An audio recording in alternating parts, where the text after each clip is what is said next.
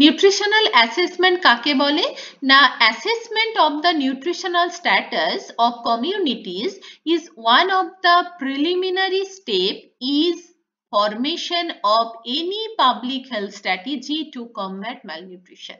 আমরা আগের চ্যাপ্টারেই পড়ে এসেছিলাম যে যত রকম ম্যালনিউট্রিশন আমাদের সোসাইটিতে ঘটছে তাদেরকে যারা কমব্যাট করছে সেরকম বিভিন্ন অর্গানাইজেশন তার জন্য রেডি ছিল এবং সেই অর্গানাইজেশন গুলো যে ধরনের ফুড তারা দিচ্ছে, যে ধরনের অ্যাকোমোডেশন, যে ধরনের খাবারের সাপ্লাই তারা দিচ্ছে তার উপর ডিপেন্ড করে বিভিন্ন কি ছিল ইন্টারভেনশন প্রোগ্রাম আমরা পড়ে এসেছি।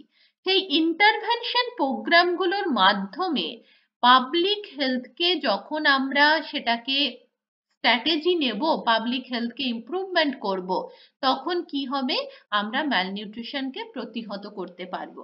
তো সেখানেই বলেছে অ্যাসেসমেন্ট অফ নিউট্রিশনাল স্ট্যাটাস মানে কি অ্যাসেসমেন্ট করছে নিউট্রিশনাল স্ট্যাটাসটাকে অফ কমিউনিটিজ মানে কমিউনিটির মধ্যে is one of the preliminary step একদম প্রাথমিক step in formulation of any public health strategy to combat nutrition.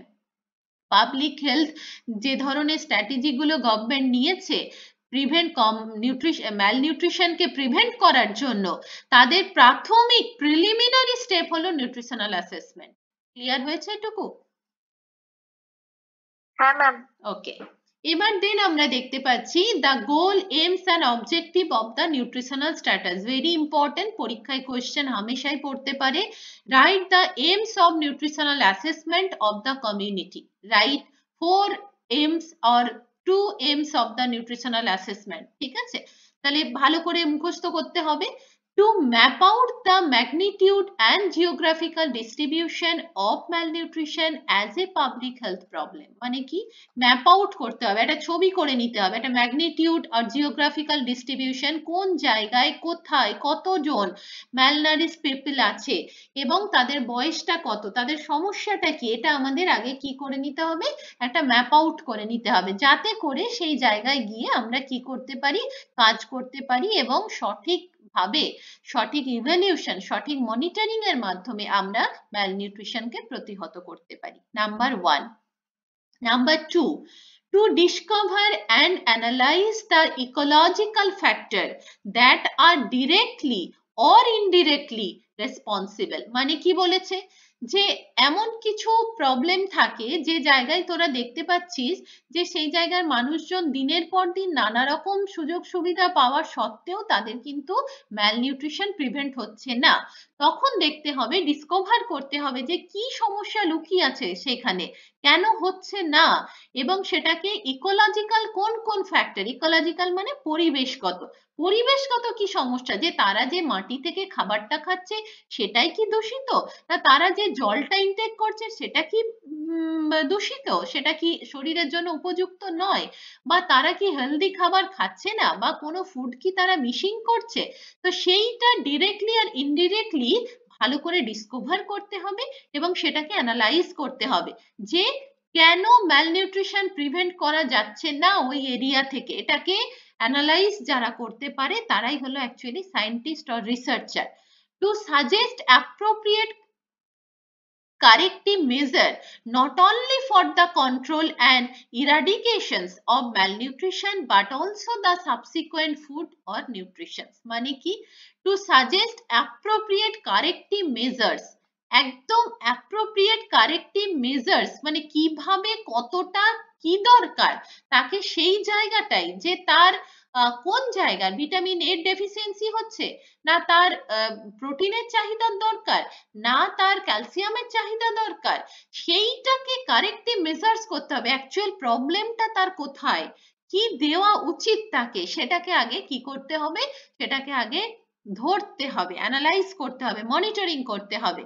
not only for the control or eradications of malnutrition otherwise সেটাকে কোনোভাবেই eradicate মানে নির্মুক্তকরণ করা সম্ভব হবে না, আগে প্রথমেই আমাকে কারণ খুঁজে বের করতে হবে যে আমাদের সমস্যাটা কোথায়। যেমন তোদের ক্ষেত্রে প্রথম সেমিস্টারে তোরা ভয়ে অর্ধেকে গুটিয়ে যেতিস যে আমরা ইংলিশে পড়বো না, বাট এটা আমি বুঝতে পারলাম যে ইংলিশে পড়বো না এটা একটা ভীতি, এই ভীতিটাকে কাটাতে হবে। তো এটা কাটানোর জন্য আমি একদিন তোদের সাথে বলতেও বসেছিলাম, দেখ তোদের মতো আমিও একজন ছিলাম যার ব্যাকগ্রাউন্ড বাংলাই ছিল, একদম বাংলা মিডিয়াম থেকে পড়ে এসেছি, আমিও গ্রাজুয়েশন লেভেলে মুখ থুবড়ে পড়েছিলাম, হঠাৎ করে এত কিছু ইংরাজিতে কিভাবে পড়বো। কিন্তু যখন দিনের পর দিন চেষ্টা করে গেছি না, তখন অটোমেটিক্যালি সেটা আমার কি হয়ে গেছে, আমি রপ্ত করতে পেরেছি। মানুষ হলো, চেষ্টা করলে পৃথিবীর এমন কোনো কাজ নেই যেটা মানুষ পারে না, সবাই সবকিছু করার ক্ষমতা রাখে, শুধু তাকে সঠিক ওয়েটা, সঠিক রাস্তাটা তাকে যে দেখায় এবং তার হাতে সে পড়ে, তবেই তার ভবিষ্যৎটা তৈরি হয়, আদারওয়াইজ কি হয়, ভবিষ্যৎ নষ্ট হয়ে যাবে। তো সেই সঠিক রাস্তা যে আমি যাব কিভাবে, হ্যাঁ আমি প্রথম প্রথম তোদেরকে বলতাম প্রচুর ভিডিও শুনবি, বই পড়বি, জোরে জোরে পড়বি, গ্রুপ ডিসকাশন করবি। আজকের দিনে দাঁড়িয়ে তোদেরকে আমি যদি বলি বাংলায় পড়তে হবে, তোরা কিন্তু একবারও বলবি যে না ম্যাম, তার থেকে ইংরেজিটা সহজ। কি মনে হয়, সবার কি ভিউ এখন? হ্যাঁ ম্যাম, এখন বাংলা খুব অসুবিধাই হয়, ইংলিশটার বেশি সহজ। বাকিদের? ম্যাম ইংলিশটা বেশি সহজ।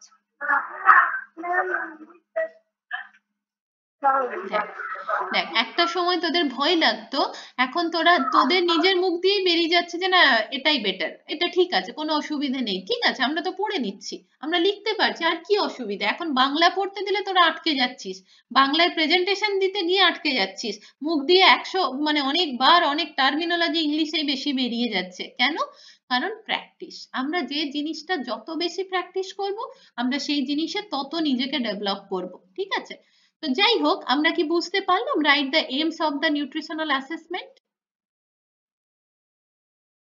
হ্যাঁ ম্যাম। ওকে, দেন আমরা পড়বো, this is the next very important question, what are the main objective of the nutritional assessment. কখনো এইমস আর অবজেক্টিভ যদি কোথাও আলাদা লেখা থাকে তাহলে সেটা আলাদাই লিখতে হবে, যদি কোথাও একসাথে লেখা থাকে তখন সেটা একসাথে লিখতে পারো, ঠিক আছে? এইমস আর অবজেক্টিভের মধ্যে ক্ষুদ্র ডিফারেন্স আছে।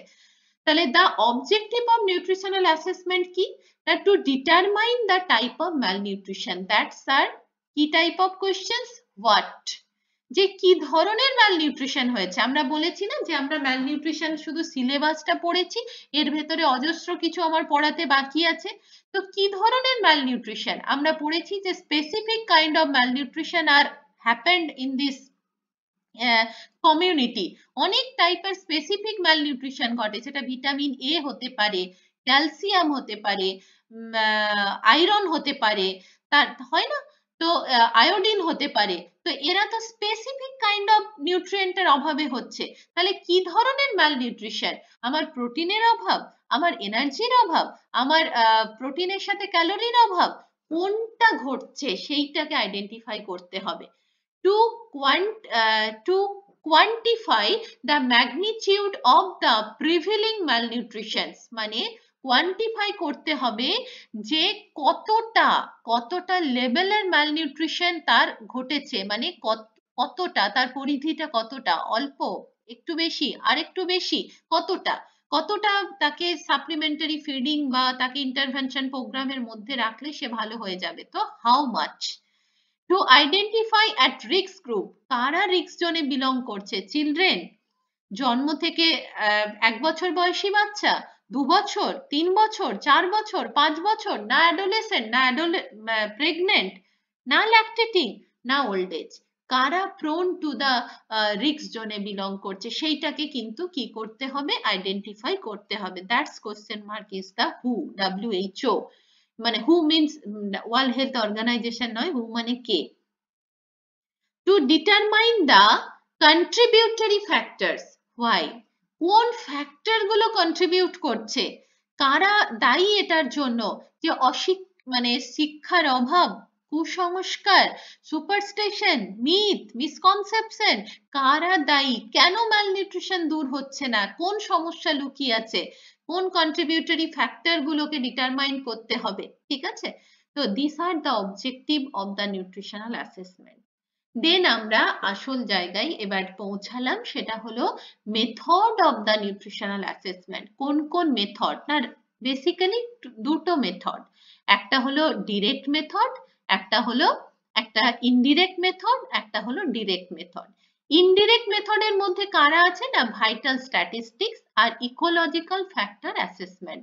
ভাইটাল স্ট্যাটিস্টিক্স আমরা আগে একদম শুরুতে কমিউনিটি পড়তে গিয়েই পড়ে এসেছি, আরেকবার রিভিশন দেব আমরা এখানে।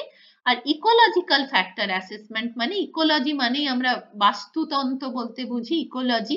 তো সেই কি কি ফ্যাক্টরস আছে যেগুলো কিনা আমাদের ম্যালনিউট্রিশনকে ট্রিগার করে, বাড়িয়ে দেয়। হ্যাঁ, তো আমরা সেটা এখন পড়বো যে নিউট্রিশনাল অ্যাসেসমেন্টের মধ্যে। আর পড়বো ডিরেক্ট মেথডের মধ্যে অ্যানথ্রোপোমেট্রি, যেটা আমরা ইন্ডিভিজুয়াল নিয়ে থাকি। Biochemical and laboratory estimation is the individual assessment, clinical examination is the individual assessment, and diet survey হলো হোল ফ্যামিলির। ওকে, চলো এবার আমরা ধীরে ধীরে যাই।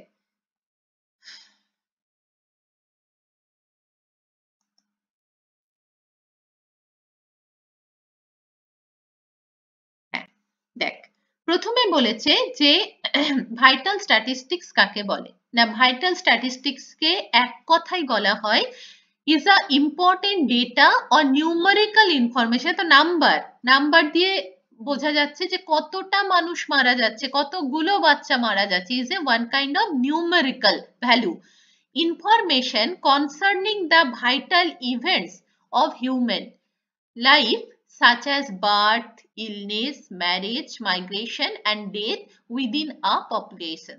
তাহলে ভাইটাল স্ট্যাটিস্টিক্স বলতে কি বোঝায়, ঠিক এইটুকু কথাই তোমরা লিখবে।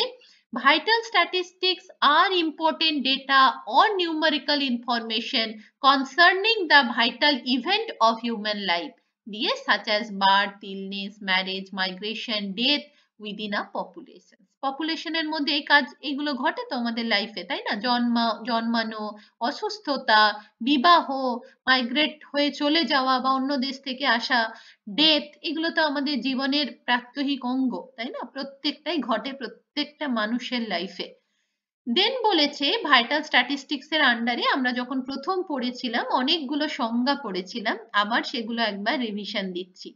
Age specific mortality rate, age specific মানে নির্দিষ্ট বয়সে হবে, তাই না? কি বলেছে, some type of malnutrition have a particularly high incidence at certain age.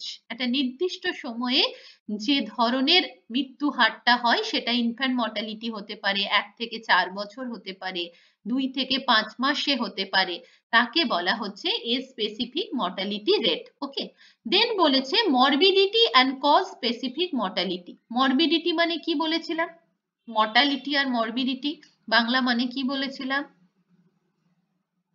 Morbidity মানে অসুস্থতা, তাই না? কোন রোগ জ্বালায় মারা যাচ্ছে, আর মর্টালিটি মানে মৃত্যু হার। তো ইনফরমেশন, হ্যাঁ ভেরি গুড, মর্টালিটি মানে মৃত্যু হার আর মরবিডিটি মানে অসুস্থতা। Information concerning the incidence and mortality of certain forms of malnutrition may be available, but it is required to the gather data regarding commonness of mortality rate of certain nutritional relevant disease। এই যে বললাম disease, তাহলে তোরা এখানে কিচ্ছু লিখতে হবে না, morbidity and cause specific mortality এইটুকু কথা লিখে দিলেই চলবে এর আন্ডারে। দেন তোমরা এইখানটা একটু যোগ করবে, these rates are influenced by nutritional status and may be used as indicate of nutritional state. Morbidity data can be collected in relation to PEM, মানে PEM এর ফুল ফর্ম কি? Protein energy malnutrition. Anemia, xerophthalmia and other vitamin deficiency, endemic goiter, diarrhea, measles, parasitic infection, which will provide information about the nutritional status that are also connected to the morbidity, তাই না? অসুস্থতা, দেখ এগুলো প্রত্যেকটা একটা অসুস্থতা, আমাদের শারীরিক সমস্যা, তাই না?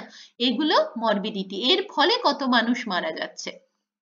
দেন আমরা আসছি একটা ডায়াগ্রাম, এটা আমি একটু বুঝিয়ে দিচ্ছি যে development and assessment of nutritional deficiency, basically আমাদের কিভাবে নিউট্রিশনাল ডেফিসিয়েন্সি তৈরি হচ্ছে এটা আমরা অ্যাসেসমেন্ট, এই যে আমরা কিভাবে অ্যাসেসমেন্ট করব। দেখ ফার্স্টে প্রাইমারি নিউট্রিয়েন্ট ডেফিসিয়েন্সি, প্রাথমিকভাবে প্রাইমারি নিউট্রিয়েন্ট ডেফিসিয়েন্সি কিভাবে হয়? আমরা সবাই জানি যে না খেলেই আমাদের বডি ডেফিসিয়েন্সি হবে। So inadequate dietary intake, this is the primary nutrient deficiency. এখান থেকে কি আসছে না ডায়েটারি হিস্ট্রি। ডায়েটারি হিস্ট্রি আমরা কিভাবে নেব? যে ডায়েট সার্ভের মাধ্যমে। আমরা একটা অ্যাসেসমেন্ট দেখলাম না, ডিরেক্ট একটা যে অ্যাসেসমেন্ট ছিল তার মধ্যে ছিল ডায়েট সার্ভে। তো ডায়েট সার্ভের মাধ্যমে আমরা ডায়েটারি হিস্ট্রিটা পেতে পারি। দেন আমরা দেখতে পাচ্ছি এখান থেকে সরাসরি gradual decrease in tissue level of nutrient. আমরা যদি দিনের পর দিন কম খাই আমাদের কি হবে? মাসেল মাস লস হবে, নিউট্রিয়েন্ট আমাদের বডিতে পর্যাপ্ত পরিমাণে যাবে না, কাজ করতে পারবে না। তার ফলে কি হবে? আমরা গ্র্যাজুয়ালি ডিক্রিজ হতে থাকবে টিস্যু লেভেল, মানে টিস্যু ভাঙতে থাকবে। দেন কি হচ্ছে? বায়োকেমিক্যাল লেসেন্স, আমাদের বডির বিভিন্ন প্যারামিটার চেঞ্জ হতে থাকবে। বডিতে আয়রন কন্টেন্ট, আয়রনের লেভেল কমতে থাকবে, প্রোটিনের লেভেল কমতে থাকবে, বিভিন্ন রকম প্রবলেম, ক্যালসিয়ামের লেভেল কমতে থাকবে, এই সিরামে হবে সবকিছু, ঠিক আছে। দেন হবে অ্যানাটমিক্যাল লেসেন্স। অ্যানাটমিক্যাল মানে শারীরিকগত সমস্যা এবার দেখা দিতে, যেটা বাইরে বহিঃপ্রকাশ ঘটবে। এতক্ষণ তো শরীরের ভেতরে হচ্ছিল, এবার বাইরে ঘটবে সেটা। এবার আমরা দেখা যাক প্রত্যেকটা প্রত্যেকের সাথে কেমন ভাবে ওতপ্রোতভাবে জড়িয়ে আছে। এখানে প্রাইমারি নিউট্রিয়েন্ট ডেফিসিয়েন্সির যে টোটাল ছক সেটা আমরা পড়লাম, যেখান থেকে কি কি হতে পারে। এবার দেখব সেকেন্ডারি নিউট্রিয়েন্ট ডেফিসিয়েন্সির মধ্যে কি কি পড়ছে। না, পুয়ার নিউট্রিয়েন্ট অ্যাবসর্পশন, আমরা যদি ইনঅ্যাডিকুয়েট ডায়েটারি ইনটেক করে থাকি, this is the first point হয়ে থাকে প্রাইমারি কারণ। দেন সেকেন্ডারি কারণ কি? না, পুয়ার নিউট্রিয়েন্ট অ্যাবসর্পশন, আমরা খাচ্ছি কিন্তু অ্যাবসর্পশন হচ্ছে না। ইমপিওর নিউট্রিয়েন্ট ইউটিলাইজেশনস, মানে যতটা খাচ্ছি ততটা ইউটিলাইজ করতে পারছি না। ইনক্রিজ নিউট্রিয়েন্ট এক্সক্রিশন, বেশি মাত্রায় শরীর থেকে নিউট্রিয়েন্ট বেরিয়ে যাচ্ছে। ইম্পেয়ার নিউট্রিয়েন্ট ট্রান্সপোর্ট হতে পারছে না। অ্যাক্টিভ প্যাসিভ ট্রান্সপোর্ট, যে আমরা ইউনিপোর্ট সিমপোর্ট পড়েছিলাম না, তাদের মাধ্যমে ট্রান্সপোর্টেশন হচ্ছে না। আমি আগের দিনই বলেছিলাম যে রাখিদের বাড়িতে প্রচুর আলু হয়েছে, সেই আলুটা যদি রাখিরা ওদের বাড়িতেই রেখে দেয়, ওটাকে যদি না সাপ্লাই করে তাহলে সেটা যাবে কি করে, দাম পাবে কি করে, তাই না? তো নিউট্রিয়েন্ট ডিস্ট্রাকশন, বডিতে ভেঙে যাচ্ছে। কি করে ভাঙে? বিভিন্ন রকম ডিজিজের জন্য ভেঙে যেতে পারে। থ্যালাসেমিয়া হলে যেমন ব্লাড ফর্মেশন হয় না। ভিটামিন ডি এর ডেফিসিয়েন্সির ফলে কি হতে পারে? যে ক্যালসিয়াম বা ফসফরাস একসাথে কনজুগেটেড হয়ে বোন ফর্মেশন করতে পারে না। আচ্ছা, এই ধরনের নানা রকম সমস্যা কিন্তু হতে পারে।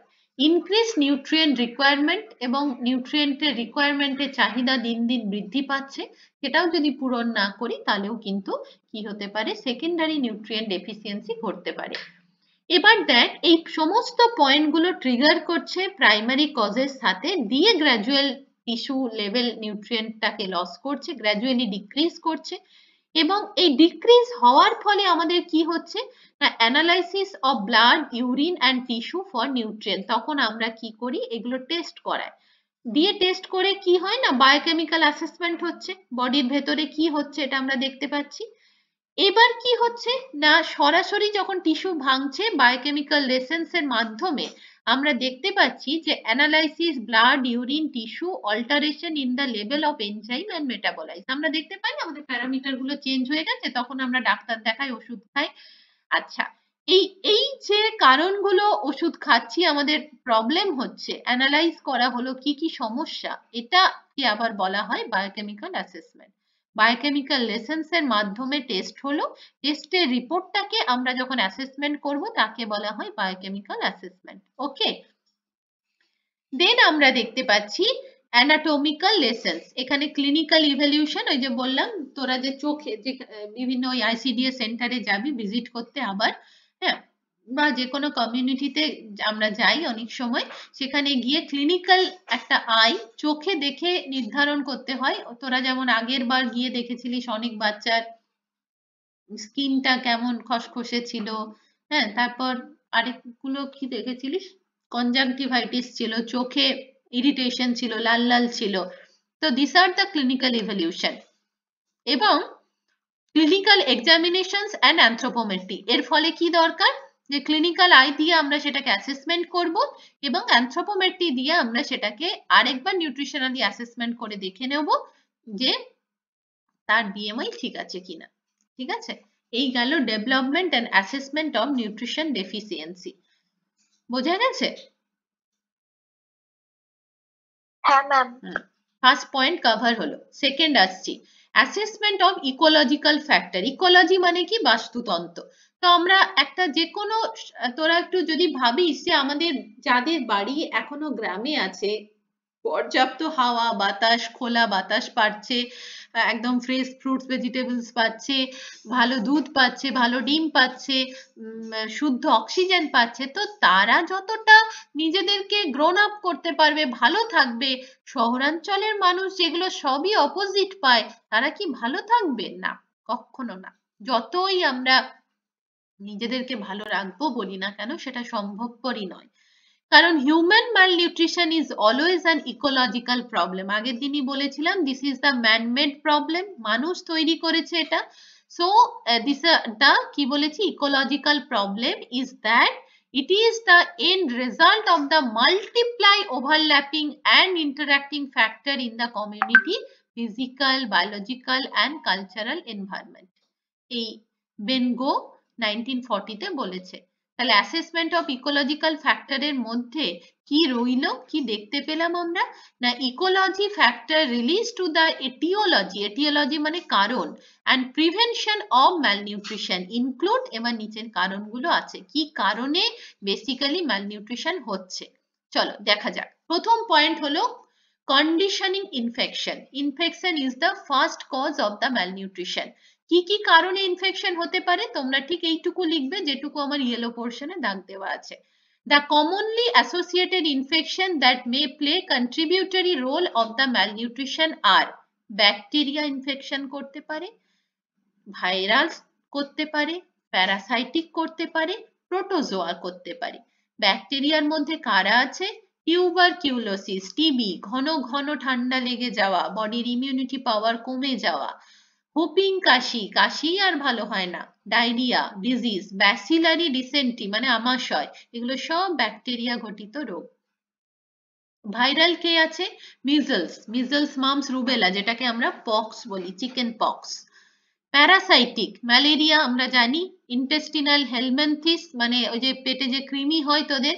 আচ্ছা, প্রোটোজোয়া, অ্যামিবায়াসিস, অ্যান্টামিবা হিস্টোলাইটিকা, এরা হলো বিভিন্ন রকমের ইনফেকশাস কন্ডিশনস, ভাইরাস, ব্যাকটেরিয়া, প্রোটোজোয়ার মাধ্যমে বডি কি হচ্ছে, ইনফেকশন হচ্ছে, এবং ম্যালনিউট্রিশনের এটাও একটা কিন্তু প্রধান কারণ ইকোলজিক্যাল ফ্যাক্টরের দিক থেকে।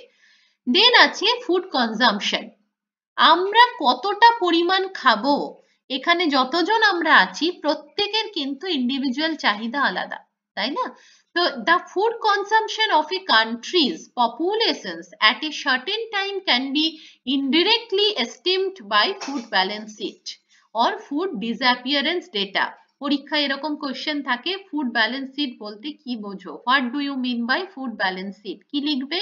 the food consumption of a country populations at a certain time can be indirectly estimated by food balance sheet or food disappearance data. মানে একটা কান্ট্রিতে কত মানুষ কতটা খাবার কনজাম্পশন করছে তার যে ইনডাইরেক্টলি একটা এস্টিমেশন, ডিরেক্টলি নয় ইনডাইরেক্টলি, মানে সেটা ডায়েট সার্ভে হতে পারে, যে আমরা পড়লাম যে মেথড গুলো, ক্লিনিক্যাল অ্যাসেসমেন্ট, এই বিভিন্ন রকম, অ্যাকচুয়ালি ডায়েট সার্ভে থেকে এটা মেনলি ক্যালকুলেট করা যায় যে পার ক্যাপিটা আমরা যেমন ইনকাম বলি সেরকম আমরা SU, adult consumption unit, 2400 KCL কে 1 এসইউ বলা হয়ে থাকে। তো সেইটাকে ধরে একটা ফ্যামিলি টোটাল কতটা খাদ্য গ্রহণ করছে তার একটা ব্যালেন্স শিট বানানো হয়। এটা তোমরা যখন ডায়েট সার্ভে করবে, এই সেমিস্টারে প্র্যাকটিক্যাল আছে, তখন তোমরা এগুলো বুঝতে পারবে, আর আমাদের থিওরি নলেজ তো এখনই ক্লিয়ার হয়ে যাবে পড়তে পড়তেই। তাহলে বোঝা গেল যে ফুড ব্যালেন্স শিট কাকে বলে। এর একটা ইকুয়েশন আছে, এইভাবে বার করতে হয়, পার ক্যাপিটা ফুড কনজাম্পশন মানে মাথা পিছু প্রত্যেকের কতটা খাবার প্রতি বছর দরকার, সেটা একটা হিসাব আছে। হিসাবটা কি না, ফুড প্রডিউস কতটা ফুড প্রডিউস হয়েছে, অর লেফট কতটা ফেলে দিয়েছি, over from previous stock in a particular year, minus food left over, exported at the end of the year by midday populations into 365. এগুলো টোটালটা আমরা যদি ক্যালকুলেশন করি তাহলে আমরা পার capital food consumption per day প্রতিটা ফ্যামিলির আমরা কিন্তু পেতে পারি। ঠিক আছে, এটা হলো হিসাব। আচ্ছা, দেন আমরা দেখতে পাচ্ছি কালচারাল ইনফ্লুয়েন্স, এগুলো ইকোলজিক্যাল ফ্যাক্টর। আমরা জানি বিভিন্ন রকম কালচারের জন্য আমাদের কিন্তু ফুড কি হয়, আমাদের খাবারের প্রতি একটা ভীষণ বৈষম্য আসে।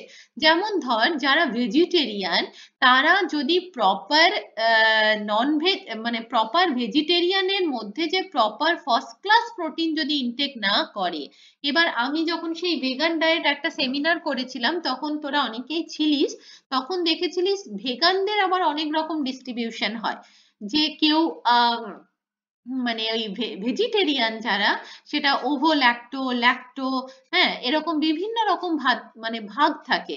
যে ভেজিটেরিয়ান বলতে শুধু শাকসবজি খাবে এমনটা নয়, অনেক ভেজিটেরিয়ানরা আছে যারা দুধ ডিম খায়, কেউ সেটা খায় না।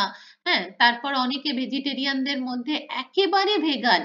হ্যাঁ, তো সেই আমরা ওই ভাগগুলো যখন জেনেছিলাম সেইগুলোর মধ্যেও কিন্তু চরম বৈষম্য মানুষের শরীরে দেখা দেয়।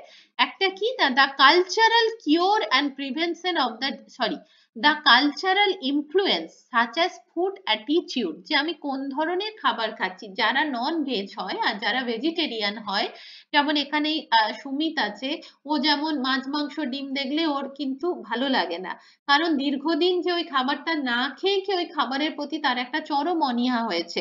ও তো ভালো ছেলে, ও তো কিছু এক্সপ্রেশন দেয় না। অনেকে এরকম থাকে যারা মাছ মাংস খায় না, তাদের সামনে যদি কেউ খায় না তারা ভীষণ তাদেরকে কি করে, ইনসাল্ট করে। হ্যাঁ, ওগুলোকে একদম পছন্দ করে না, অনেক স্ল্যাং ল্যাঙ্গুয়েজও অনেক সময় ইউজ করে, এই তোরা এগুলো খাস কেন, হ্যাঁ এগুলো এই ভালো না ওই ভালো না এরকম বলে। তো এইগুলো কিন্তু কালচারাল ইনফ্লুয়েন্সও কিন্তু আমাদের ম্যালনিউট্রিশনের একটা কারণ।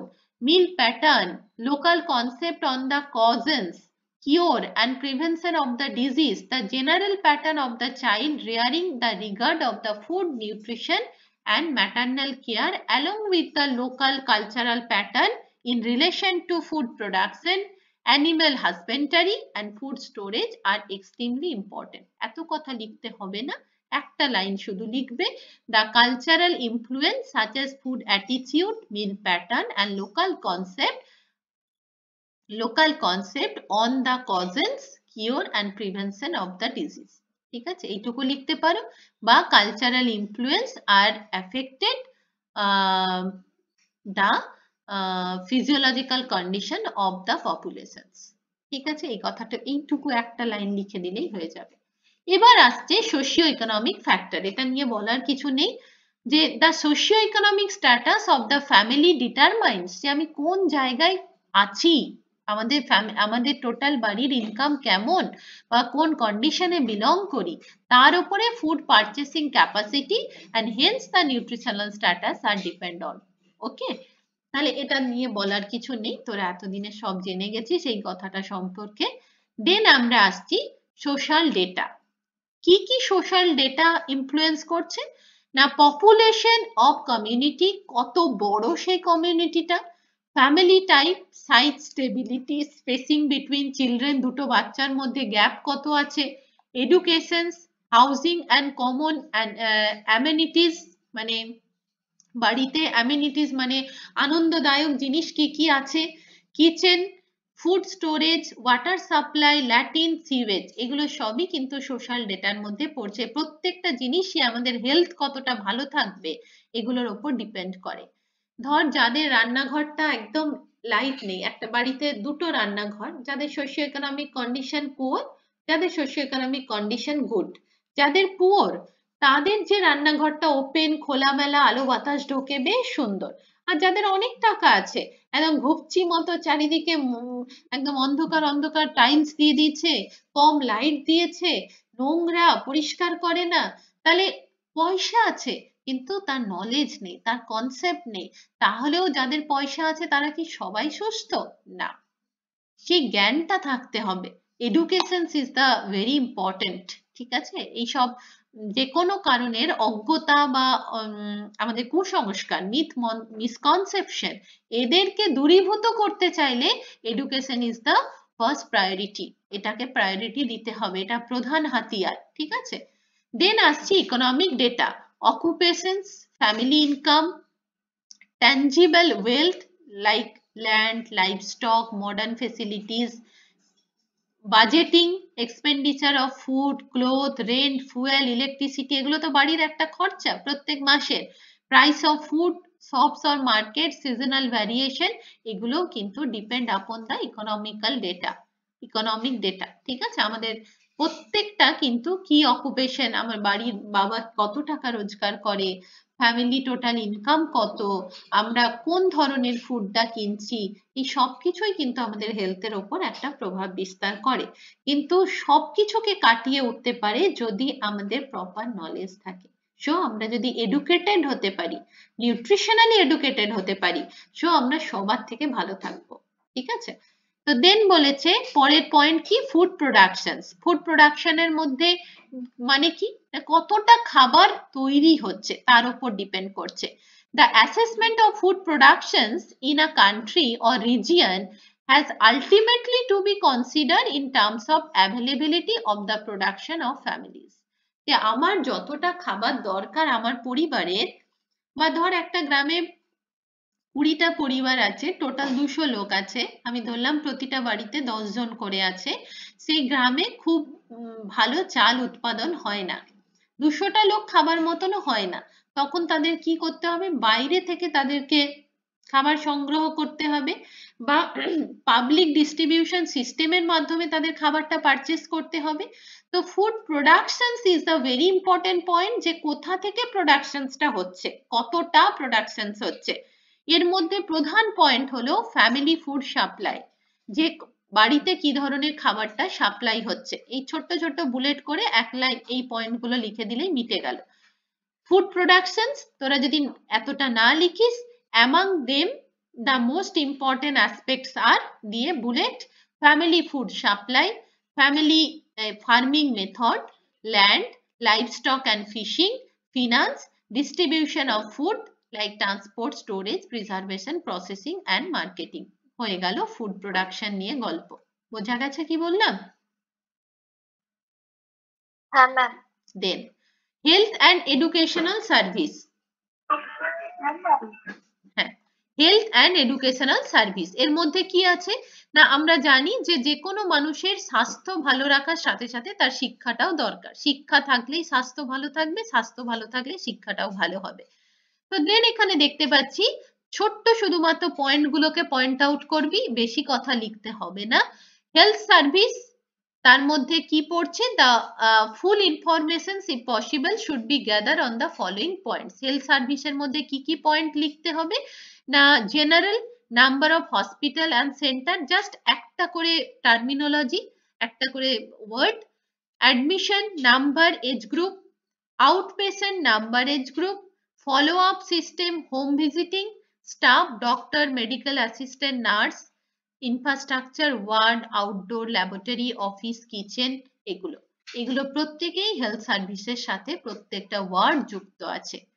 দেন আছে এডুকেশন ফেসিলিটিস, এর মধ্যে কি কি আছে ডেটা, স্কুল চিলড্রেন, স্কুল তাই না, school children number, type of distribution, attendance in school, nutrition, education, young people, তাদের কোথা থেকে তারা এডুকেট হতে পারে, ক্লাব, ইয়াং ফার্মার্স, হ্যাঁ, adult, literacy, parent teacher associations, আর mass media, radio, press, television, এই সমস্ত জায়গা থেকে আমরা নলেজ অ্যাকোয়ার করতে পারি।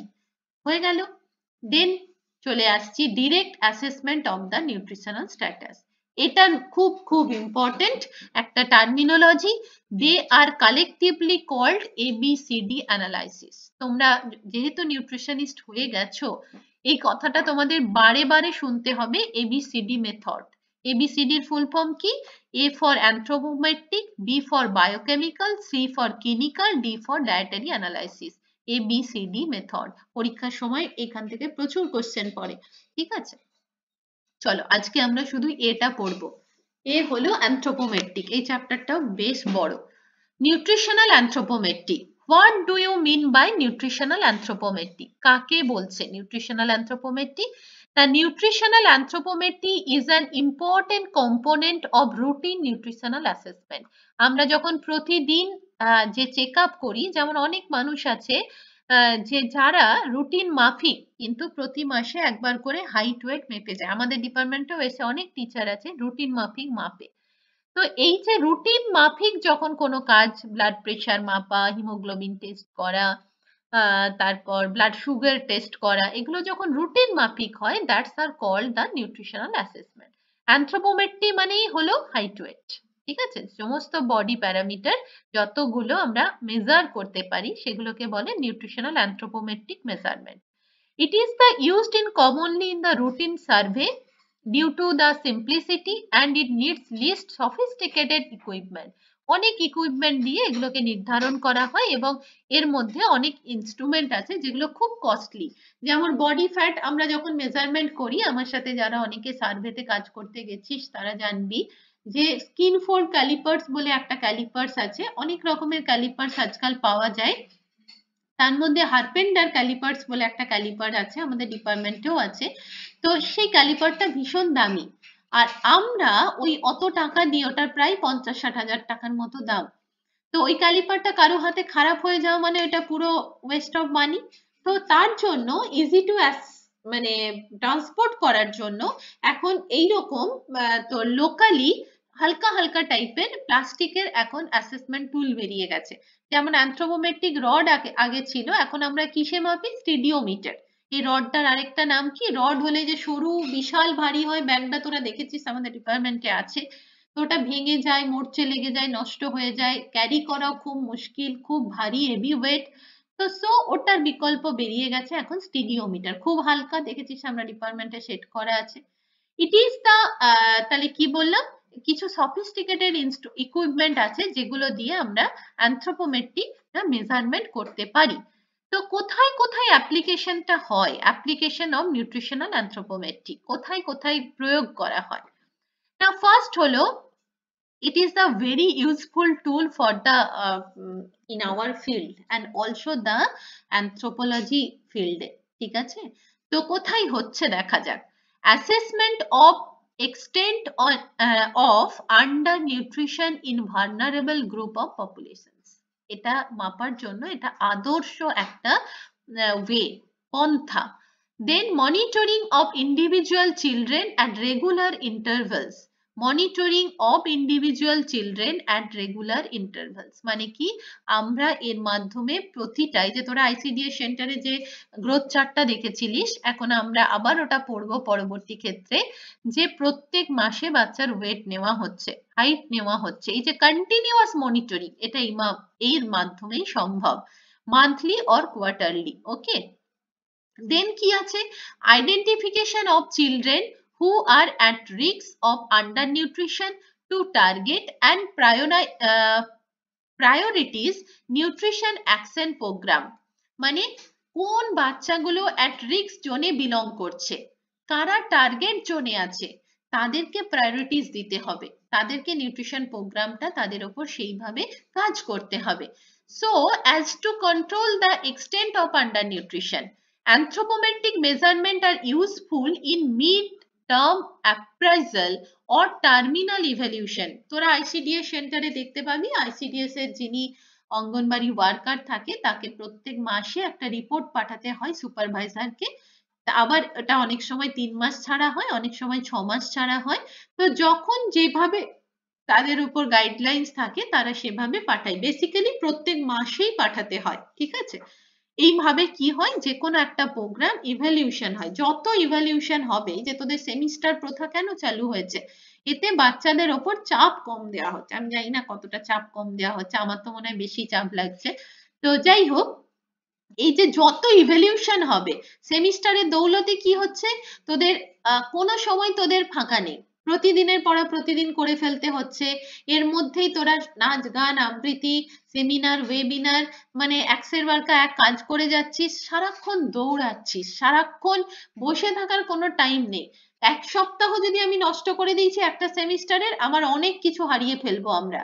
তো সো আমরা সবাই দৌড়াচ্ছি, আমাদের কন্টিনিউয়াস ইভলিউশন হচ্ছে প্রত্যেকের, এর মাধ্যমে আমরা কি হচ্ছে, আমরা নিজেদেরকে অনেক বেশি স্কিল ডেভেলপমেন্ট করার সুযোগ পাচ্ছি। It is also useful in assessing an individual response of nutritional rehabilitations. বিভিন্ন রিহ্যাবিলিটেশন সেন্টার আছে যেখানে কিনা যারা খুব ম্যালনারিস্ট বাচ্চা, এরকম সেন্টারে যখন তোরা বড় হবি বা আমরাও কোনো সময় ভিজিটে নিয়ে যেতে পারি, রিহ্যাবিলিটেশন সেন্টারে বাচ্চাদের দেখলে তোদের চোখে জল চলে আসবে। আমরা এত এত পরিমাণে মালনারিস বাচ্চা দেখেছি যারা দুবেলা দুমুঠো খেতে পায় না, একদম হাড় কঙ্কাল বেরিয়ে গেছে, জীর্ণ শীর্ণ, মানে ভয়ঙ্কর দেখতে, ভয়ঙ্কর রকমের হয়ে গেছে। তো সেই জায়গাতেও কি হয়, অ্যাসেসিং করা হয়, বাচ্চাদের মনিটরিং করা হয়, ঠিক আছে।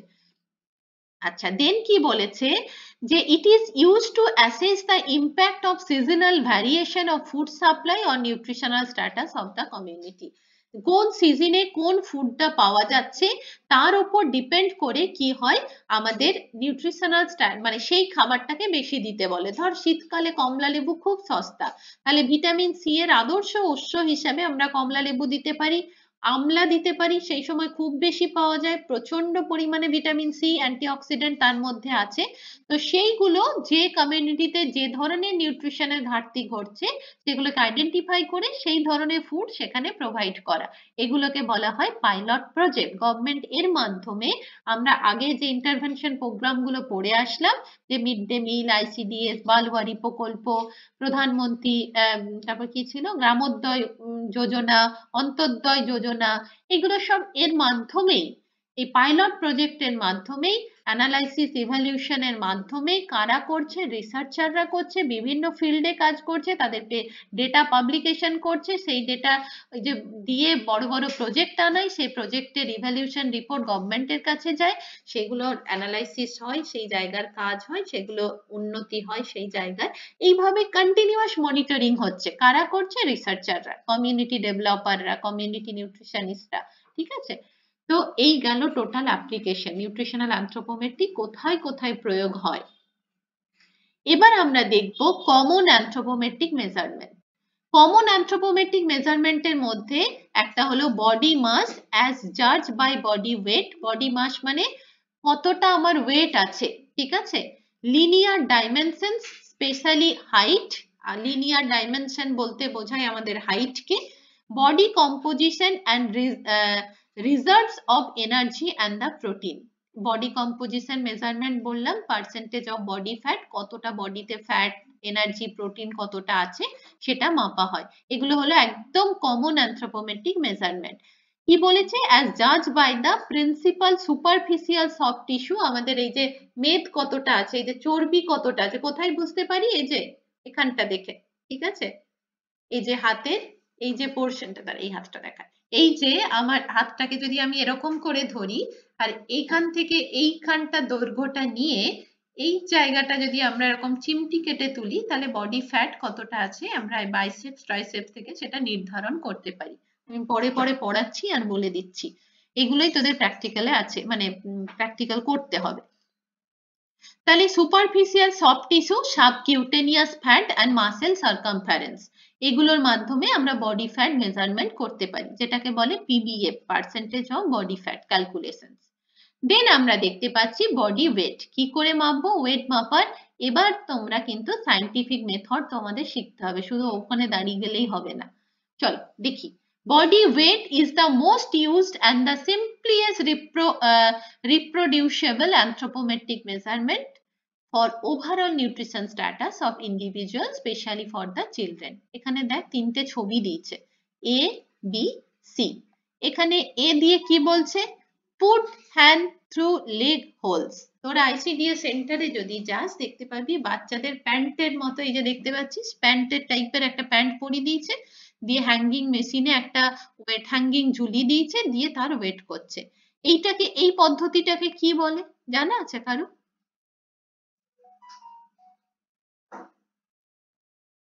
না ম্যাম। এটার নামগুলো একটু পড়ে নে। Put hands through leg holes, হাত এই যে প্যান্টের পা দিয়ে দুটো হাতকে গলায় দিয়ে বাচ্চাটাকে প্যান্টটা পরায়, ঠিক আছে, দিয়ে এরকম একটা থলির মতো থাকে, সে থলিটাকেই মেশিনে ঝুলিয়ে দেয়। গ্র্যাপস ফিট, পা গুলোকে এই যে দেখতে পাচ্ছিস ধরে নিয়ে ঢুকিয়ে নিল, প্যান্ট পরিয়ে দিল, দিয়ে কি করলো, measure read scale and the I level, এইটা একদম চোখের আই বরাবর এটা ঝোলাতে হবে, এটা অনেক উঁচুতে অনেক নিচুতে ঝোলালে হবে না, তোমার যে ওয়েটটা মাপছে, যে উচ্চতাটা মাপছে তার আই লেভেল বরাবর এটা সোজাসুজি থাকবে। অ্যাসিস্ট্যান্ট উইথ কোয়েশ্চেনিয়ার, ঠিক আছে, তাহলে measure read scale in the I level বোঝা গেছে, আই লেভেলে সরাসরি থাকবে, চাইল্ড হ্যান্ডস ফ্রিলি, চাইল্ডকে এবার ঝুলিয়ে দিয়ে দাঁড়িয়ে থাকতে হবে, দিয়ে ওয়েটটা দেখে নিতে হবে কত আছে, এটা বাচ্চাদের ক্ষেত্রে হয়। Measurement of body weight of toddler, এই যে মেশিনটা, এগুলো ভাইভাতে অনেক সময় কোশ্চেন জিজ্ঞেস করে, যেহেতু এই পেপারে তোদের ভাইভা থাকবে। সল্টার ওয়েইনিং মেশিন, কি বলে এই মেশিনটার নাম কি? Ma'am সল্টার weighing machine. Very good. তাহলে আইসিডিএস সেন্টারে টডলারদের যে পদ্ধতিতে ওয়েট মাপা হয় সেই মেশিনটির নাম কি না সল্টার ওয়েগিং মেশিন। ওকে, দেন আমরা আসছি body weight is a composite of all body constitute like water, mineral, fat, protein, বোন ইটিসি। আমরা জানি না বডি ওয়েট কিসের উপর ডিপেন্ড করে, আমাদের টোটাল বডি ওয়াটার কত আছে, মিনারেল কত আছে, ফ্যাট কত আছে, প্রোটিন কত আছে, বোনস আমাদের কত স্ট্রং, তার উপর ডিপেন্ড করে and indicates the total body mass, তাই না? দেন বলেছে equipment and technique of weight measurement, প্রথমটা আমরা দেখেছি টডলারদের সল্টার মেশিন। দেন দেখ এবার বলেছে যে কোথায় গেল, হ্যাঁ, ওয়েকিং machine based on two different principle are available. ওয়েকিং মেশিনে দুটো প্রিন্সিপাল ফলো করা হয়, একটা হলো বিম অর লিভার ব্যালেন্স ওয়েগিং স্কেল, আর একটা হলো স্প্রিং ব্যালেন্স। এই বিম অর লিভার ব্যালেন্স ওয়েগিং স্কেল আর স্প্রিং ব্যালেন্স দুটোর মানে কেমন দেখতে হয় একটু নেট খুলে এটা একটু দেখে নিতে পারিস।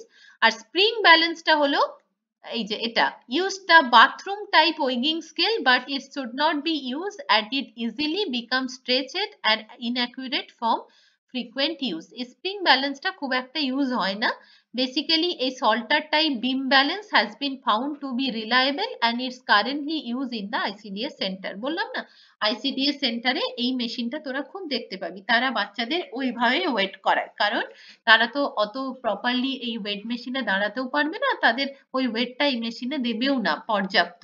আর একদম ছোট বাচ্চা যারা বেবি হয় তাদের বেবি ওয়েগিং স্কেল থাকে, এরকম তারা শুয়ে থাকে, এটা তোরা বিভিন্ন স্বাস্থ্য কেন্দ্রে দেখতে পাবি, দিয়ে ওয়েগিংটা এখানে উঠে যায়, ঠিক আছে। 1 বছর পর্যন্ত বাচ্চাকে এরকম ভাবে ওয়েইং করা হয়, তারপর তো আইসিডিএস সেন্টারে যখন চলে গেল 1.5-2 বছর থেকে, তখন সল্টারে দিয়ে করা হয়। আচ্ছা, দেন আছে the mean of 3 successive measurement will give the final body weight of the subject। তাহলে কি বললাম, ফার্স্টে ছিল সল্টার, আর দেন হলো এখানে বিম অর লিভার ব্যালেন্স ওয়েগিং স্কেল আর স্প্রিং ব্যালেন্স, ঠিক আছে। হ্যাঁ ম্যাম।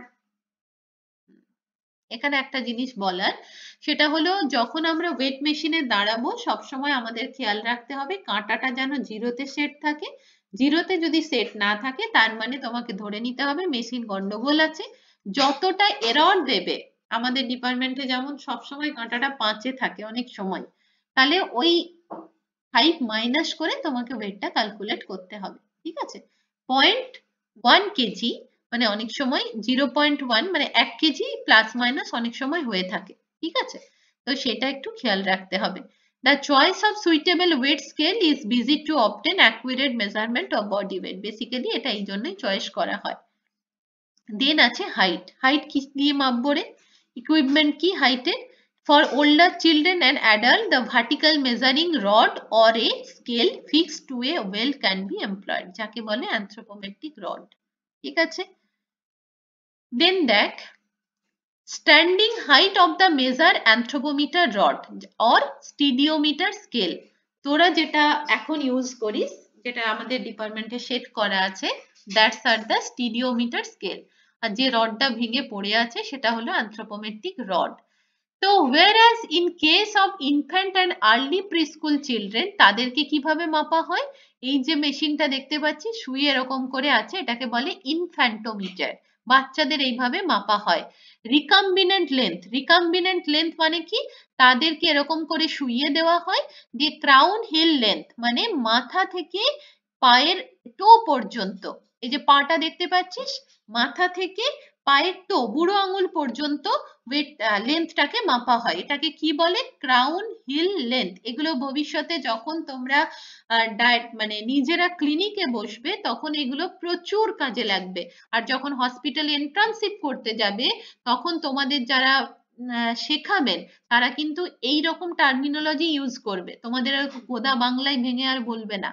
তাহলে রিকম্বিনেন্ট লেন্থটা মেপে নাও। তোরা হয়তো পেডিয়াট্রিকে কেউ গিয়ে কাজ করছিস, ইন্টার্নশিপ করছিস, তো বললো তোমরা এই বাচ্চাটা রিকম্বিনেন্ট লেন্থটা একটু মেপে নাও, তখন তোরা হা করে বসে থাকলি না। রিকম্বিনেন্ট লেন্থ মানে কি? Crown heel length. তাকে ইনফ্যান্টোমিটারে শোয়াবো, মাথা থেকে পায়ের টো পর্যন্ত তার লেন্থটা মেপে নেব।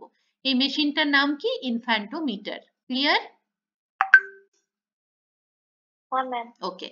দেন আছে non ambulatory person. Non ambulatory person কাদেরকে বলে না? The height is measured by asking him or her to raise the heads sidewise, which will give the height of the person. This measurement known as demispan. Non ambulatory person basically কাদেরকে বলছে? অনেক সময় dean span, the measurement is known as demi span. এইটা একটুখানি তোরা খাতায় লিখে না তো, মানে এটা টার্মিনোলজিটা লিখে রাখ, আমি এটা পাঠিয়ে দেবো। ডেমি স্প্যান, হ্যাঁ। নন অ্যাম্বুলেটরি পার্সন বলতে কি বোঝায় জানা আছে কারু?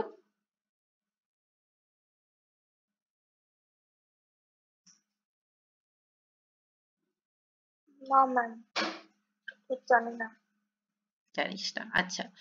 আর এই ডেমি স্প্যান কথাটা কোনোদিন শোনা হয়েছে?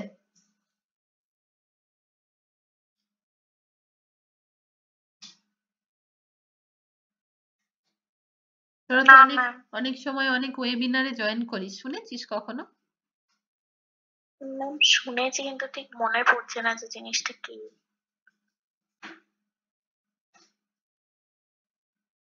ওকে, ঠিক আছে। বলেছে knee height and the ulnar length measure can be used to assess height of non-ambulatory patient. These measurements are known as surrogate measures of height. এবার আমরা একটা ছবিতে যাই।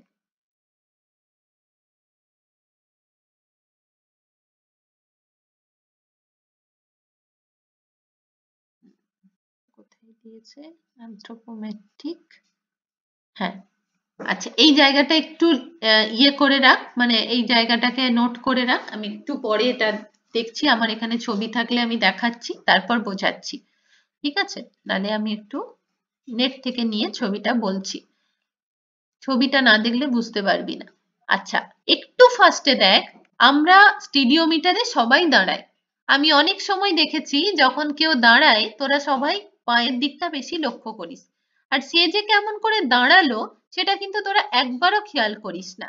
এই যে এতগুলো পয়েন্ট এখানে লেখা আছে, প্রায় 14টা সাইডকে কিন্তু ভালো করে খেয়াল রাখতে হবে যখন সে স্টিডিওমিটারে দাঁড়াবে।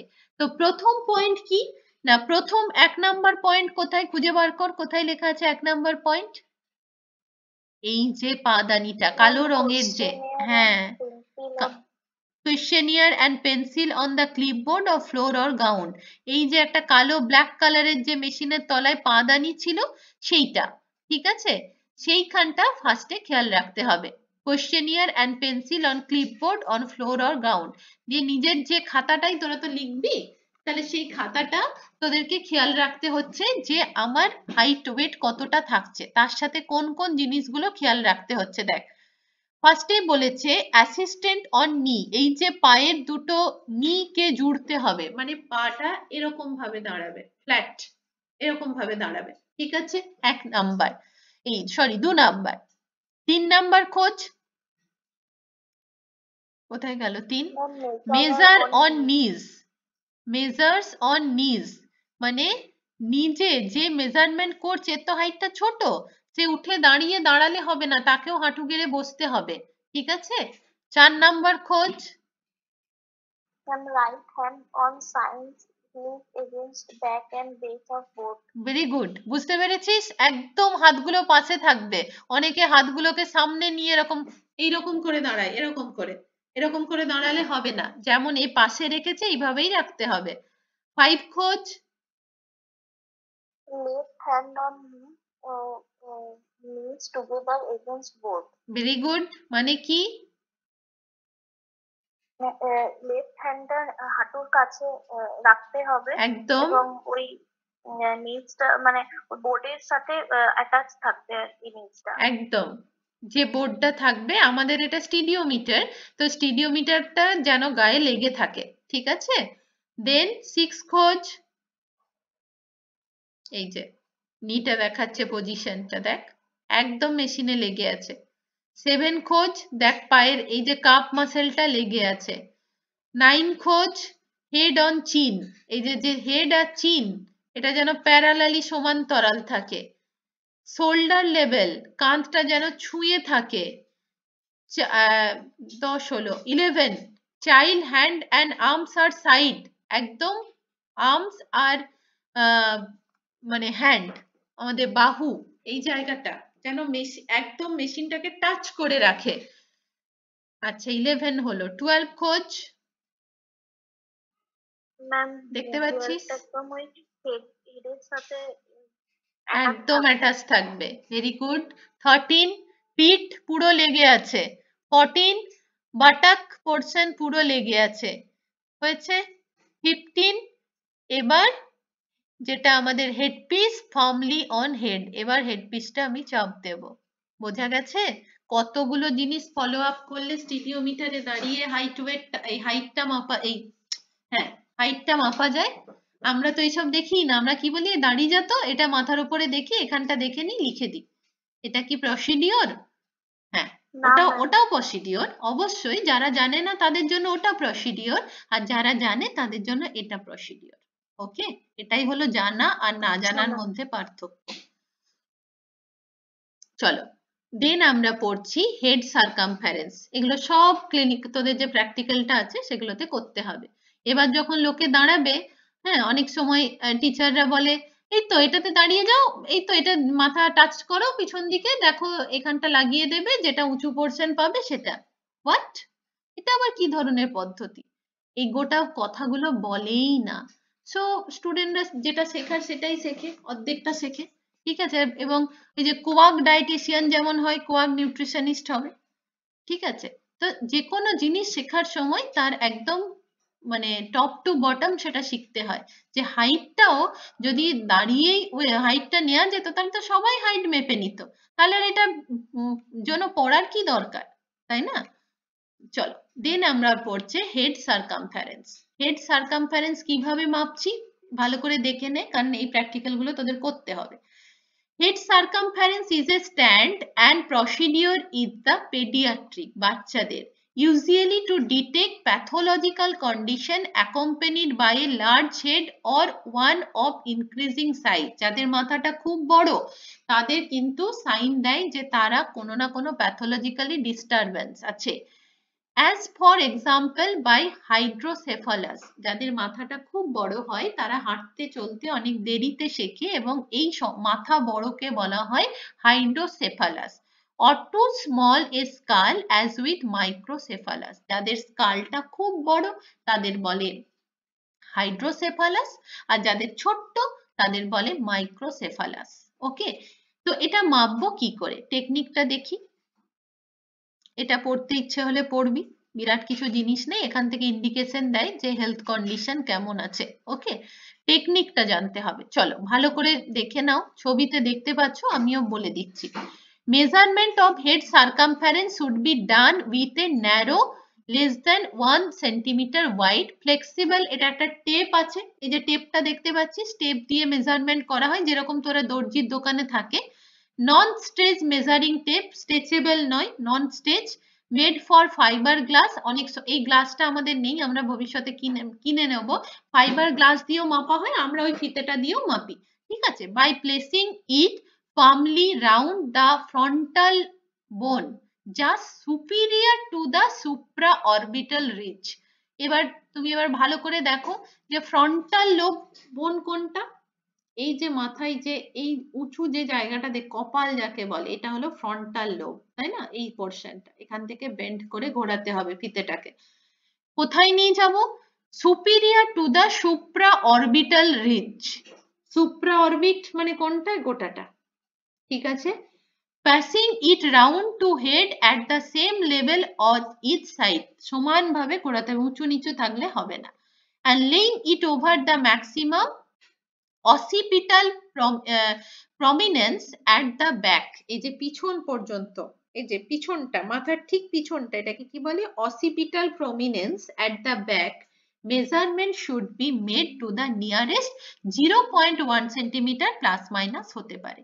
তাহলে সুপিরিয়র অরবিটাল রিজ থেকে অক্সিপিটাল প্রমিসেস পর্যন্ত আমরা ফিতেটাকে ব্যান্ড করব, সেটাকে আমরা কি মেজারমেন্ট করছি? হেড মেজারমেন্ট করছি। তাহলে যদি তোমাদের জিজ্ঞেস করে, লোকের উত্তর দেয় এই যে কপালটা এরকম করে বেজিয়ে নেবো, দিয়ে দেখে নেবো কতটা হয়েছে, না, তোমাদের উত্তরটা আসবে this is the frontal bone যা superior to the supra orbital ridge, passing it round to head at the same level of each side, বোঝা গেছে? and laying it over the maximum occipital prominence, ঠিক এই পোর্শনটা ঠিক মাথা, যদি এটাকে আমি সোজাসুজি একটা ছুঁচ ঢোকাই, ঠিক যেই কানটা দিয়ে বেরোবে ছুঁচটা সোজা ঢোকালে সেইটা হলো occipital prominence। ক্লিয়ার হয়েছে? হ্যাঁ ম্যাম।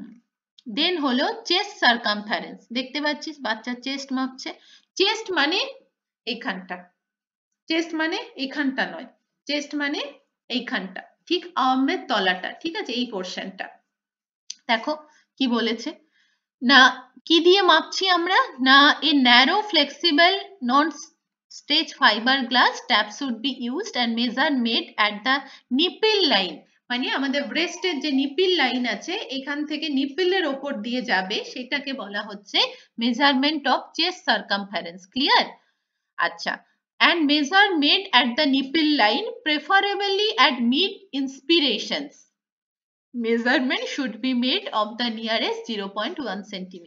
তাহলে চেস্ট, অনেকেই চেস্ট মাপা ভুল করে, লোকে চেস্ট বলতে এখানটা মাপে, লোয়ার মানে ব্রেস্ট আর কি, ঠিক আছে, এখানটা নয়, নিপিল লাইন হলো চেস্ট সার্কামফারেন্স মাপে। ক্লিয়ার হয়েছে?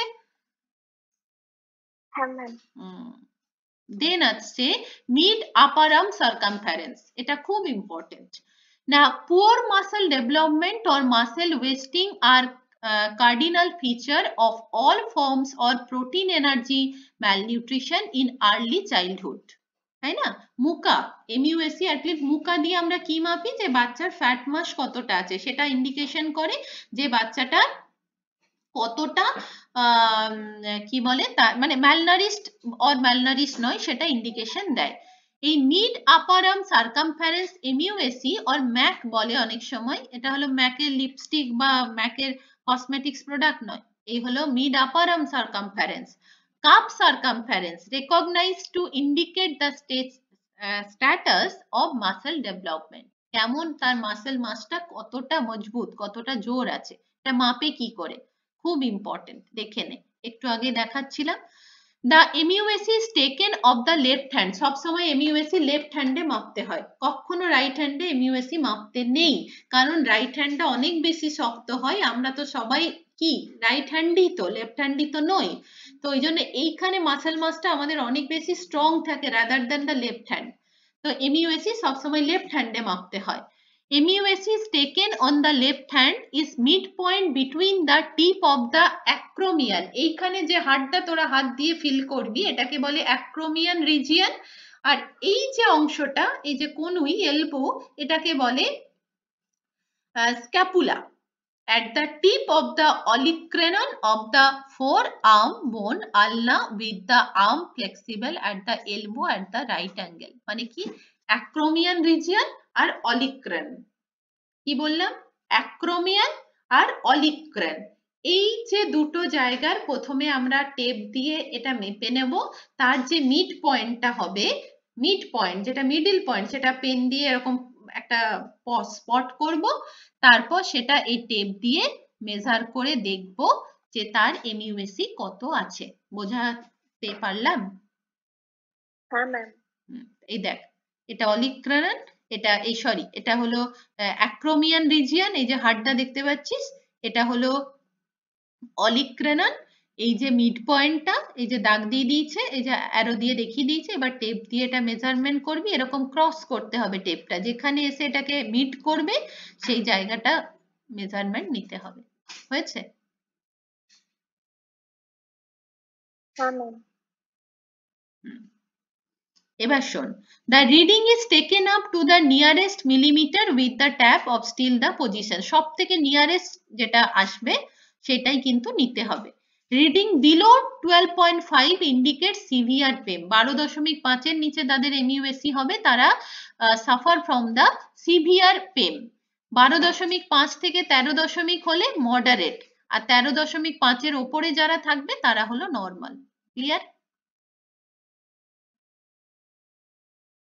মুখস্থ করে নিবি, এটা আছে পরবর্তী ক্ষেত্রে ছকে লেখা আছে। তাহলে 12, এগুলো সব ভাইবার কোয়েশ্চেন। 12.5 এর নিচে যদি থাকে তাহলে সিভিয়ার পেন, আর 13.5 এর অ্যাবভ যদি থাকে তাহলে নর্মাল। ওকে, চলো এবার আছে সাবকিউটেনিয়াস বডি ফ্যাট মেজারমেন্ট। এই যে মেশিনটার কথা বলছিলাম, হারপেন্ডার স্কিন ফোল্ড ক্যালিপার, এটা দিয়ে মাপা হয়। ঠিক আছে? Subcutaneous fat constitute the body's main store of the energy reservoir, কতটা ফ্যাট স্টোর হয়ে আছে সেটা এটা দিয়ে মাপা হয়। ইনস্ট্রুমেন্টটার নাম কি বললাম? হারপেন্ডার callipers. The skin fold thickness at all necessary anatomical sites such as scapula, chest, triceps, biceps, abdomen, thigh, suprailiac, কটা সাইড? 7 সাইড। এটা দিয়ে কি মাপা হয়? সাবকিউটেনিয়াস ফ্যাট বডির 7টা সাইটে মাপা হয়। 7টা, 5টা আরো দুটো হাত যোগ করলাম, 7টা। কি কি? প্রথম হলো scapula, chest, triceps, biceps, abdomen, thigh, supra. 1টা 2টো 3টে 4টে 5টা 6টা 7টা। হয়েছে? 7টা সাইট মাপা হয়, তবে আমরা বডি ফ্যাট পার্সেন্টেজ করতে পারি। ক্যান বি, এটা মাপা হলো কি দিয়ে মাপলাম? স্কিন ফোল্ড ক্যালিপার্স দিয়ে। Various skinfold calliper have been devised of which most often used on the harpenden, অনেক রকম ক্যালিপার ইউজ হয়, তার মধ্যে হারপেন্ডার ক্যালিপার সব থেকে বেস্ট, এটা ইউএস মেড।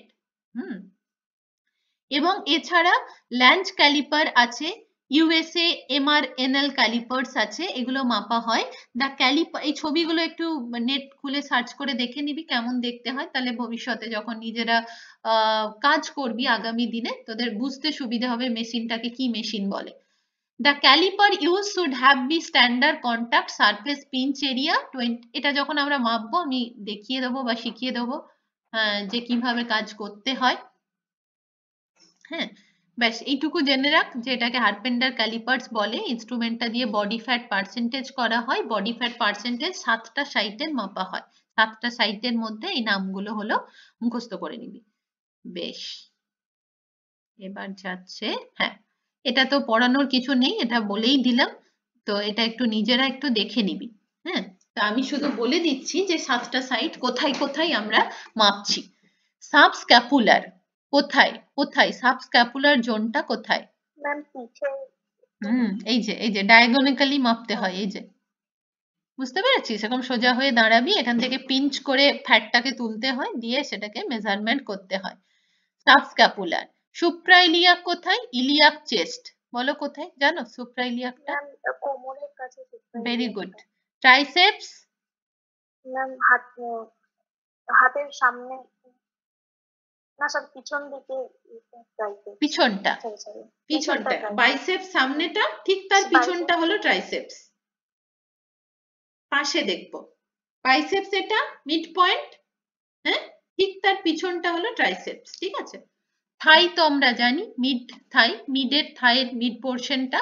চেস্টও আমরা দেখিয়ে দিলাম, আর অ্যাবডোমেন, আম্বিলিকাল পজিশনস আউটসাইড। এই যেগুলো আমি আন্ডারলাইন মানে ইয়েলো কালার করেছি, এগুলো করা হয়নি, একটু চোখ বুলি নিবি। ঠিক আছে? এগুলো জানা খুব জরুরি তোদের, কারণ যখন নিজেরা কাজ করবি অনেক সময় অনেক টিচার এত কথা বলেই না, কিছুই বলবে না। ঠিক আছে? নিজে একবার দেখিয়ে দিল, দিয়ে করতে বলে, তো এই জিনিসগুলো কিন্তু দেখে রাখা, শিখে রাখা খুব জরুরি। তো এটা একটু দেখে নিবি। আচ্ছা, দেন আমরা চলে আসছি ইন্টারপ্রিটেশন অফ অ্যানথ্রোপোমেট্রিক মেজারমেন্ট। আজকে একটা প্র্যাকটিক্যালও তোদের হয়ে গেল থিওরি পড়তে পড়তে।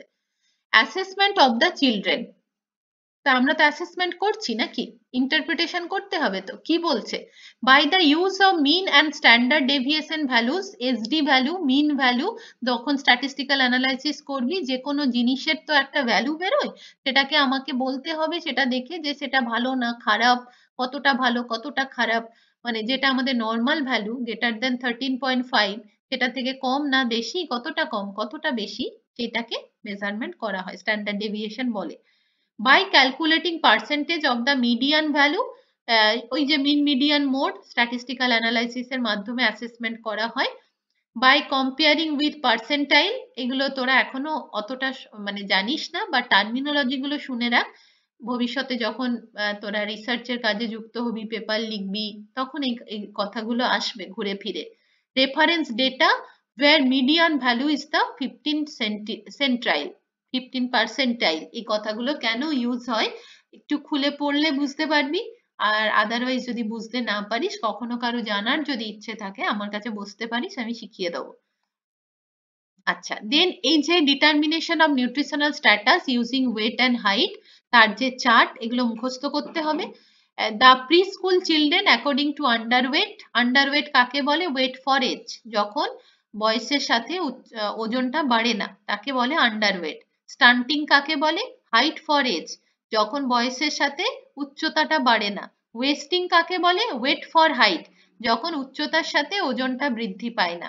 Can be calculated by NCHS, who MGRS, relevance value of the provide below, ওরা একটা ভ্যালু দিয়েছে, এগুলো তোরা মুখস্থ করবি, মুখস্থ করতে হবে। এই তিনটে টার্মিনোলজি, আন্ডারওয়েট, স্টান্টিং, ওয়েস্টিং কাকে বলে, আর ভুলিস না, অনেক বড় হয়ে গেছিস, মনে রাখবি। আন্ডারওয়েট, এই যে ওয়েট, ওয়েট ফর এজ মনে রাখবি। স্টান্টিং, স্টান্ট মানে হাইটটা স্তব্ধ হয়ে গেছে। ওয়েস্টিং, মাসেল মাস সব লস হয়ে গেছে, মানে ওয়েট ফর হাইট। ক্লিয়ার? এরকম ভাবে মনে রাখবি, আমি এইভাবে মনে রাখতাম। আচ্ছা, দেন এগুলো তো মুখস্থ করতে হবে, তোদের জানতে হবে। আচ্ছা, দেন আমরা আসছি MUSE ডিটারমাইন্ড, আমরা আগেই বলেছি greater than 13.5 is indicate the normal and below 12.5 indicate the severe malnourished. ঠিক আছে? আচ্ছা, বাচ্চাদের কত, এই যে যেগুলো আমি আন্ডারলাইন করে রেখেছি, এই পয়েন্টগুলো অবশ্যই মুখস্থ করবি। The arm circumference increase rapidly from birth two 1 ইয়ার, 9.5 থেকে 18 সেন্টি, না কত এটা, 18 না 16, কি রে 16, কত লেখা আছে দেখতে পাচ্ছি না কেন, এটা মনে হচ্ছে 16, হ্যাঁ 16.5, হ্যাঁ 9.5 থেকে 16 পয়েন্ট, তোর বই 5 লেখা আছে? ও না ম্যাম, সরি 16, 9.5 থেকে 16 centimeter. A value of 16.5 centimeter is the reference cut-off point used as the standard. MUSE তে 16.5 টাকে স্ট্যান্ডার্ড ভ্যালু এখন ধরা হচ্ছে। ঠিক আছে? Greater than 13.5 is the normal, but cut-off standard point কত, 16.5। এগুলো আমাদের সাবজেক্টে ভীষণ ভীষণ জরুরি, মানে একদম সারা জীবনের মতো মুখস্থ করে রেখে দে। ঠিক আছে? দেন চলে আসছি, এই যে চার্ট ডায়াগ্রাম গুলো যদি মুখস্থ করতে পারিস ভালো, আর যদি না করতে পারিস সেটা না করলেও চলবে। আমি দাগ দিয়ে রেখেছি, সেগুলো করতে হবে। এরকম টেপ পাওয়া যায়, সে টেপ দিয়ে মেজারমেন্ট করে, এটাকে স্যাকিটস টেপ বলা হয়। 3টে কালার থাকে, রেড, গ্রিন, হোয়াইট।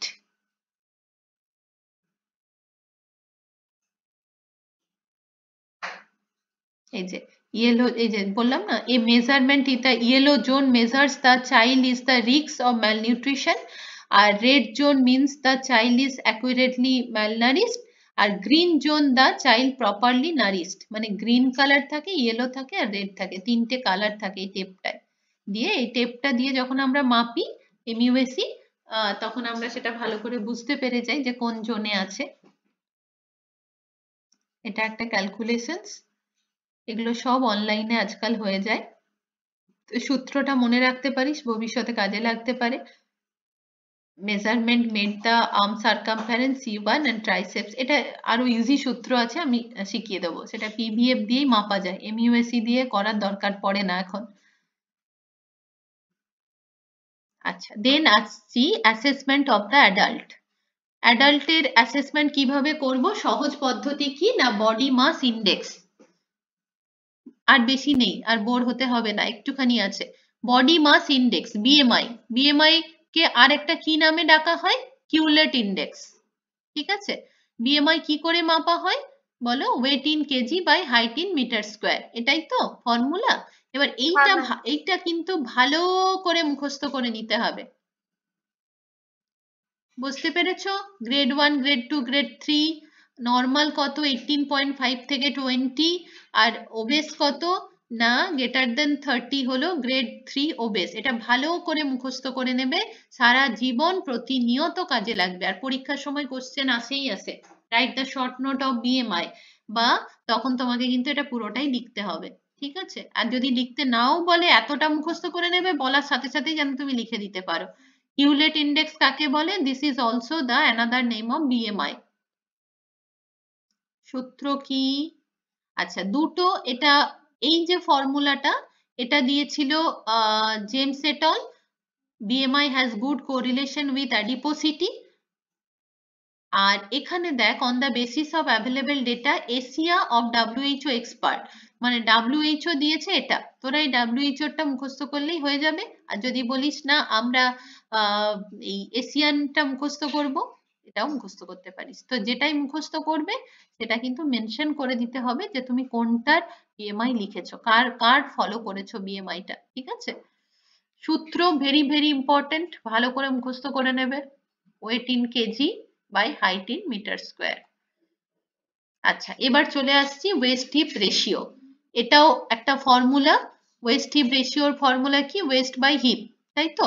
তো এই মানটা কত না, অ্যাডাল্ট মেনের ক্ষেত্রে ওয়েস্ট হিপ রেশিও হয় লেস দেন 0.95, এটা যদি থাকে তাহলে আমরা সেটাকে ভালো বলি, আর ওমেনের ক্ষেত্রে less than 0.8 is consider having central obesity, আর নর্মাল ভ্যালু কত? 0.7। 0.7 এর ওপরে হলেই সেটাকে আমরা কি বলি? যে সেটা বলো খারাপ না ভালো?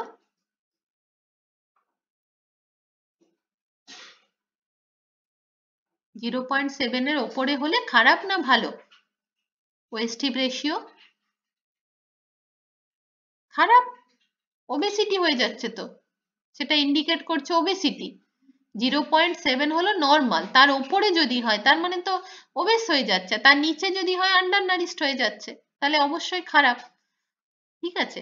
আর Asian cut off for same 90 centimetre and 80 centimetre respectively, ওরা এইভাবে মাপে যে adult men with waist circumference 102 centimetre greater than sorry হ্যাঁ 102 সেন্টিমিটার। খারাপ হতো ওটা,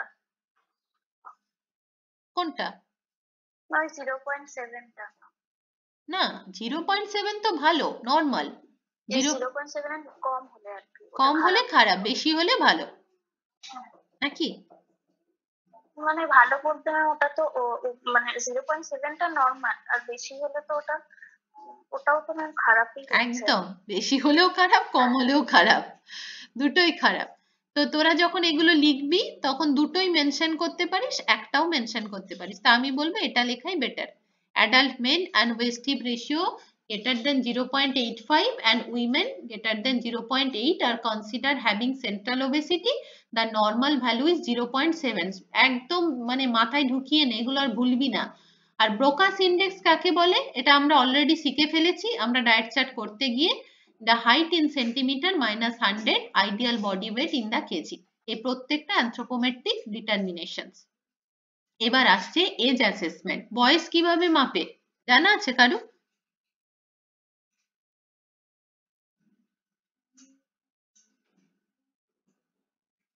না ম্যাম, জানা নেই, জেনে নে।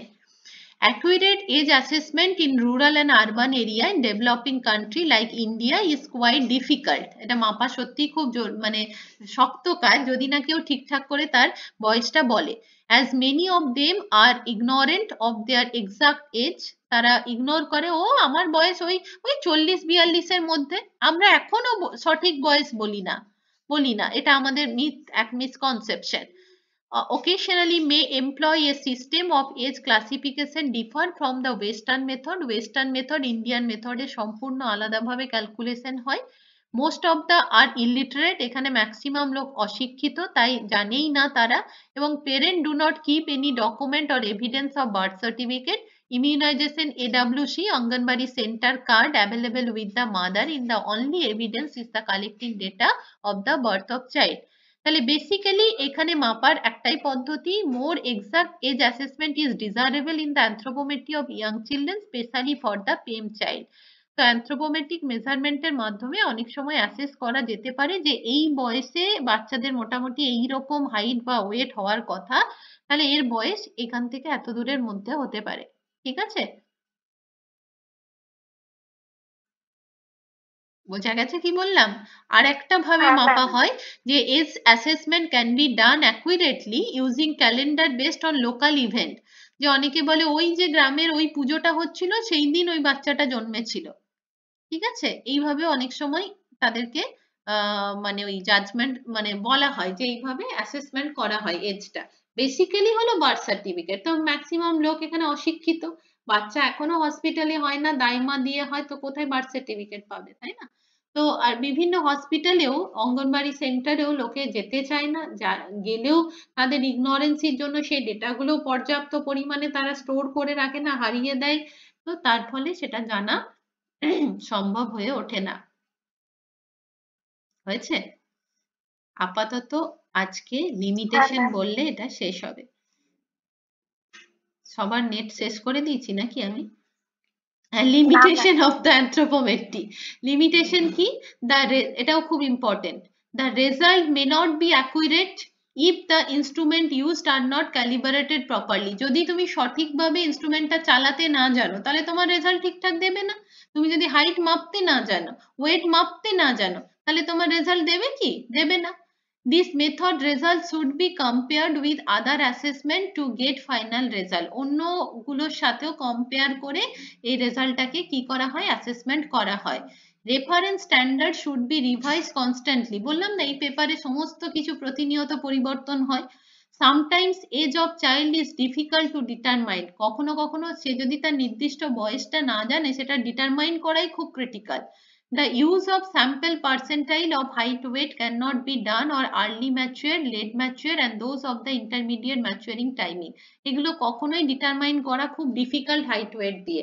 অ্যানথ্রোপোমেট্রি মেজারমেন্টের এগুলো হলো লিমিটেশন, মানে এগুলো অসুবিধা। বোঝা গেছে? হ্যাঁ ম্যাম।